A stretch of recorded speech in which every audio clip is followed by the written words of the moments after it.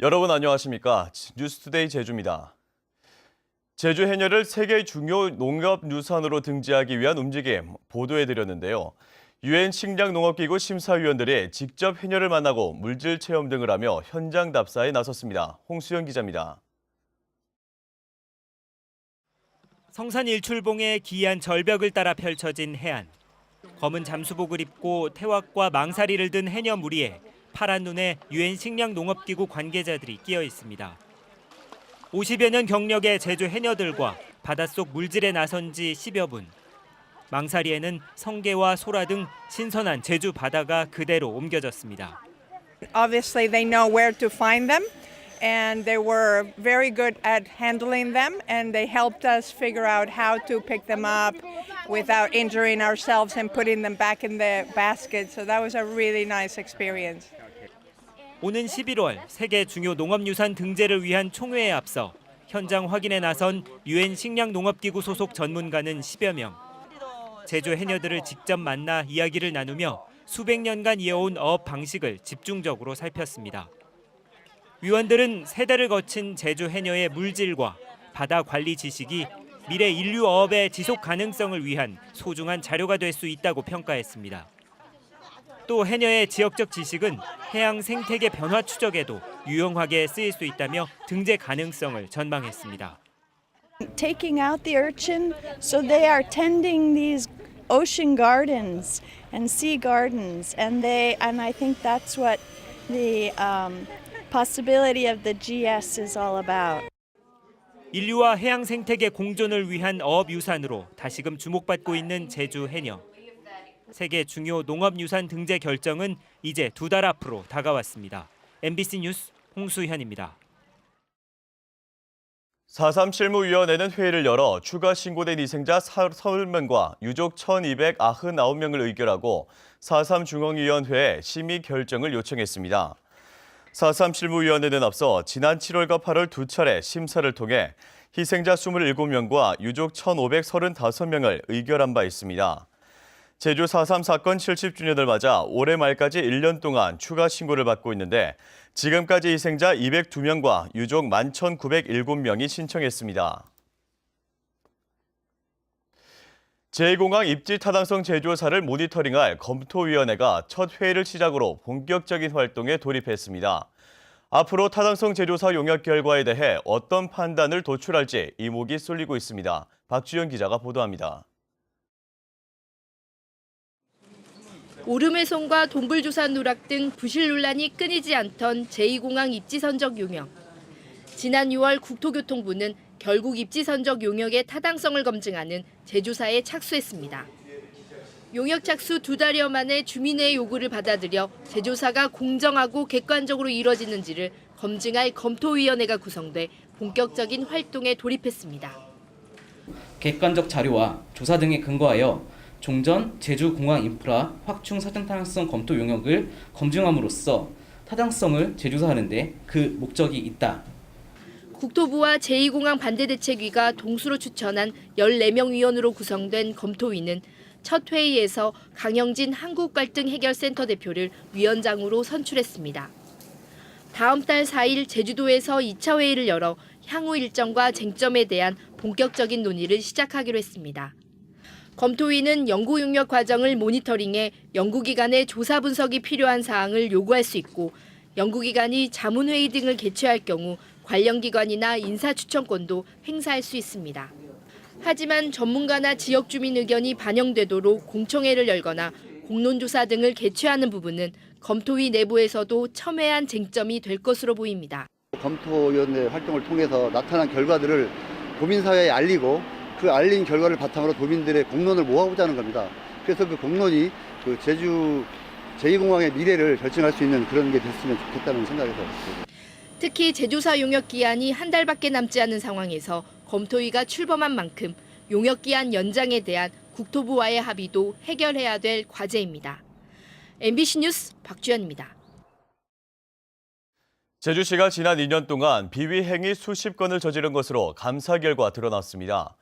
제주도 감사위원회가 재작년 5월부터 2년간 추진한 업무 전반을 감사한 결과 무허가 축사의 시설 구입비 등 6억 9천만 원을 지원하고 승진 후보자 명부에도 오르지 못한 공무원을 직무대리로 임용하는 등 위법 사항 83건을 적발하고 제주시의 기관 경고를 공무원 65명에게는 신분상 조치를, 재정상 6억 3천여만 원의 회수 조치를 요구했습니다. 제주도가 도내 양동농가 100여 곳을 대상으로 축산 악취 현황 조사에 들어갔습니다. 악취 관리 지역을 추가로 지정하기 위한 것인데 축산 악취가 해소될 수 있을지 주목됩니다. 김항섭 기자의 보도입니다. 양돈 농가 60여 곳이 밀집돼 있는 한림읍 금악리. 돈사 인근에서 주변 공기를 채취하는 작업이 한창입니다. 주민들의 악취 민원이 잇따르면서 지난해에 이어 두 번째로 축산 악취 현황 조사가 시작된 겁니다. 냄새 때문에 누울 때도 이상해요. 심할 때는 엄청 심합니다.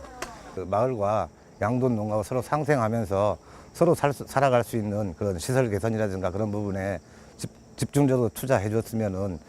조사 대상은 2개 이상 농가가 인접하거나 5,000마리 이상의 돼지를 사육하는 농가 등으로 도내 양돈 농가 106곳이 포함됐습니다. 돈사 인근에서 채취한 공기로 만든 시료를 희석한 다음 판정 요원이 분석해 악취 정도를 결정하게 됩니다. 지난해 실시된 1차 조사에서는 조사 대상 101곳 가운데 59곳이 배출 허용 기준을 초과해 악취 관리 지역으로 지정됐습니다.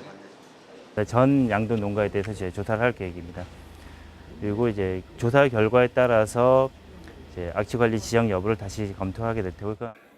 하지만 지난해 조사 결과를 근거로 악취 관리 지역으로 지정된 양돈장 가운데 악취 저감 시설을 설치한 곳은 아직 한 곳도 없어 시설 개선 없이 현황 조사만 급급하다는 지적이 나오고 있습니다.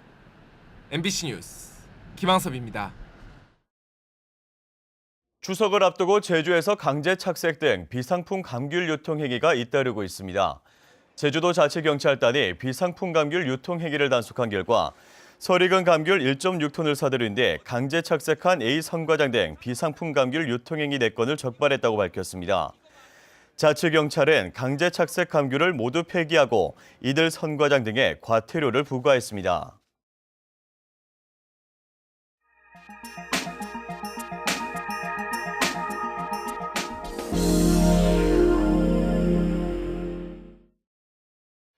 여수 국민보도연맹 사건으로 희생된 민간인들을 추모하는 해상위령제가 열렸습니다. 유족들은 사건 이후 68년 만에 처음 열린 위령제를 계기로 억울한 죽음의 진실을 새로 밝혀지길 기대하고 있습니다. 여수 조희원 기자입니다.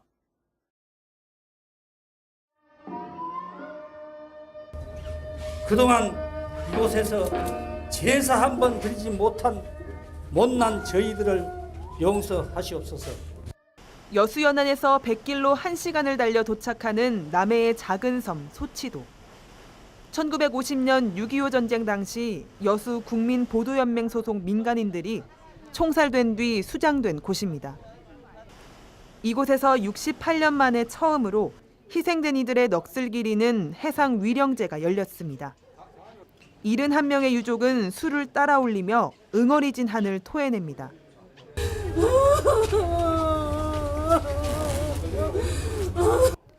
소치도를 바라보면서 바다에 잠들어 있을 가족들을 목 놓아 부르기도 합니다. 마음껏 불러보려고 왔는데 아버지를 나는 저곳에 내려서 진짜로 돌이라도 하나 쥐고 가고 싶었는데 아버지 1949년 당시 정부는 좌익 성향의 민간인들을 전향시켜 국민보도연맹을 결성했습니다. 그러다 6.25 전쟁이 발발하자 이들이 다시 전향해 적군을 도울지 모른다며 전국적으로 학살을 단행했습니다. 진실화해를 위한 과거사정리위원회는 제15연대 헌병대가 퇴각하며 여수 지역에서 민간인 110명 이상을 총살한 것으로 보고 있습니다. 사랑하는 가족들이 왜 죽어야만 했는지 유족들은 아직 속 시원한 답을 듣지 못했습니다. 정부에 너무 바라는 거 있어요. 진실 규명은 해줘야 되지 않느냐. 억울하게 돌아가신 분들을 한은 풀어줘야 되지 않겠는가. 이분들이 무엇 때문에 자신들이 학살 당하는 줄도 모르고 와서 돌아가셨단 말이죠. 유족들은 더 늦기 전에 그날의 진실이 밝혀지길 간절히 바라고 있습니다. 국회 계류 중인 특별법이 하루속히 통과돼서 우리 억울한 희생되신 유족분들의 한을 조금이나마 이뤄할 수 있는 그런 계기가 됐으면 하는 간절합니다. MBC 뉴스 조희원입니다.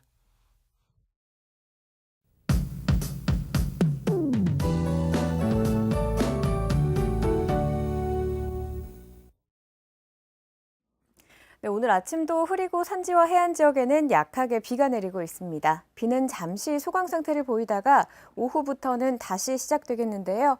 특히 오늘 밤부터 내일 아침 사이에는 천둥과 번개를 동반한 시간당 20mm 내외의 강한 비가 내리는 곳이 있겠습니다. 피해가 없도록 미리 대비를 잘해 주셔야겠습니다. 당분간 기온은 평년과 비슷하겠습니다. 오늘 아침 기온 살펴보시면 26도로 출발하고 있고요. 낮 기온 27도로 어제보다 2도가량 높게 예상되고 있습니다. 다음은 자세한 지역별 날씨입니다. 오늘도 북부 지역 흐린 하늘 보이고 있고 아침 기온 애월 23도, 제주 26도를 보이고 있습니다. 서부 지역도 흐리고 낮 기온 27도로 어제보다 1도 정도 높겠고요. 남부 지역 현재 기온 24도 내외로 출발해서 낮 기온 27도 안팎으로 전망됩니다. 동부 지역 흐린 하늘 드러나고 있고 아침 기온 어제보다 2도에서 3도가량 높겠습니다. 산지에는 현재 비가 내리고 있습니다. 교통 안전에 주의하셔야겠고요.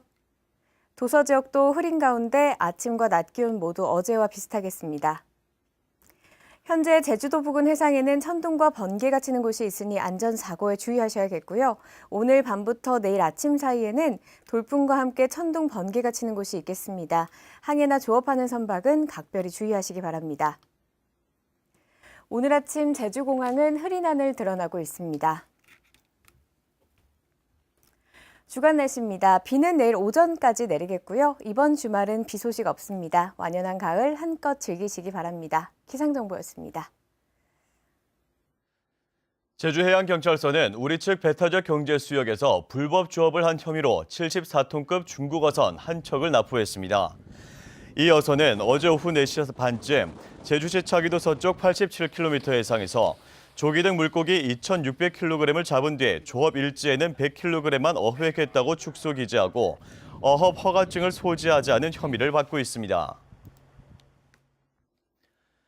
제주지방법원 제2형사부는 10대 남학생을 협박해 유사 성행위를 한 혐의로 기소된 27살 손모 씨에게 징역 5년을 선고하고 성폭력 치료 프로그램 80시간 이수를 명령했습니다.